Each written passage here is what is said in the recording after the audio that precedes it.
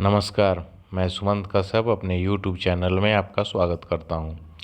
आज मैंने एक बर्थ डिटेल्स लिया है आपको जेम स्टोन के बारे में बताने के लिए। आइए पहले लग्न कुंडली हम देखते हैं। लग्न कुंडली जब हम देखेंगे, ये वृश्चिक लग्न की कुंडली है।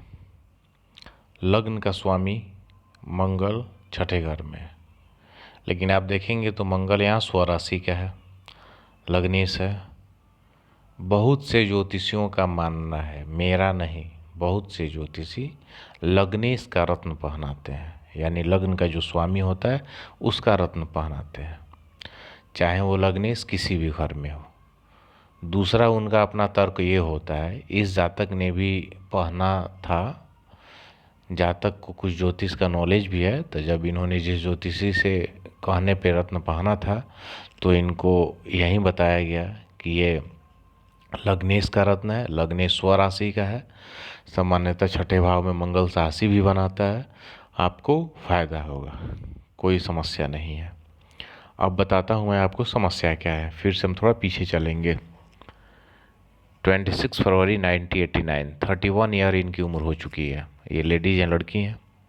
इनकी अब तक शादी नहीं हुई है। क्यों नहीं हुई है, इसी पर हम आते हैं। ज़्यादा हम वैदिक के नियमों में आपको नहीं घुमाएंगे, क्योंकि वैदिक के नियम काफ़ी ज़्यादा होते हैं, सबके समझ में नहीं होते हैं, और मेरा अपना मोटिव है कि आपको आसान शब्दों में कुंडली के बारे में ज्ञान देना।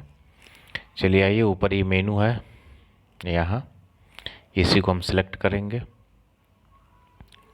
यहाँ से फिर हम केपी सेक्शन में आ जाएंगे। ये केपी में, ये केपी कुंडली है। केपी कुंडली में आपको एक्चुअल पता चलेगा कि मंगल किस किस भाव का रिजल्ट दे रहा है। ये 8 मंगल की राशि, 1 मंगल की राशि, यहाँ भी 1 मंगल की राशि। यहाँ आपको दिमाग नहीं लगाना है कि 2 बार 1 क्यों आया है, ये सिलेबस का विषय है।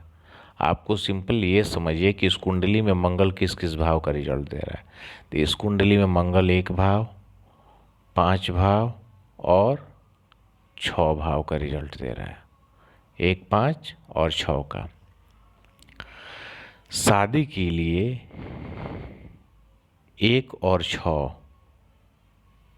निगेटिव होते हैं, यानी 1 और 6 भाव जब एक्टिव होगा तो शादी नहीं होगा। शादी के लिए पॉजिटिव भाव कौन कौन से होते हैं, 2, 7 और 11, ये पॉजिटिव होते हैं।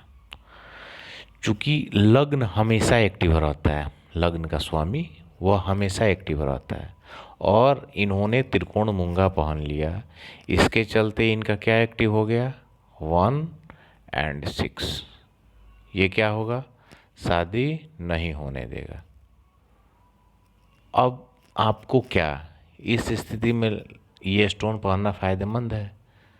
मैं यहाँ ये नहीं कह रहा हूँ कि मंगल का स्टोन इनका पहनना उचित है नहीं है, वो बात का विषय है, बात का टॉपिक है।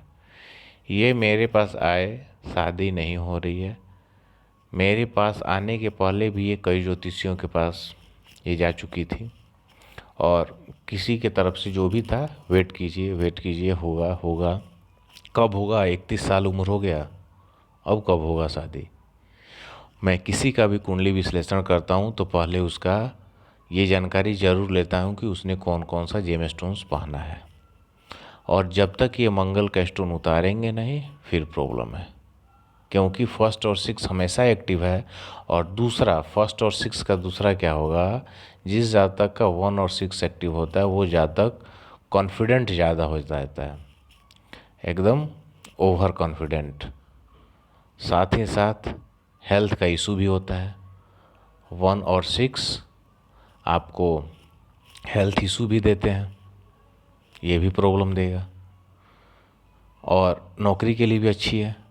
यानी सबसे पहले स्टोन के लिए हमें जानना है कि क्लाइंट का रिक्वायरमेंट क्या है। Without requirement we can't suggest any gem stone to any client, always keep it in mind. यदि आपने भी किसी प्रकार का कोई स्टोन पहना है और आपको लाभ नहीं मिल रहा है तो फिर से आपको सोचने की ज़रूरत है, समझने की ज़रूरत है। बने रहिए, फिर मिलते हैं नए वीडियोस के साथ। धन्यवाद।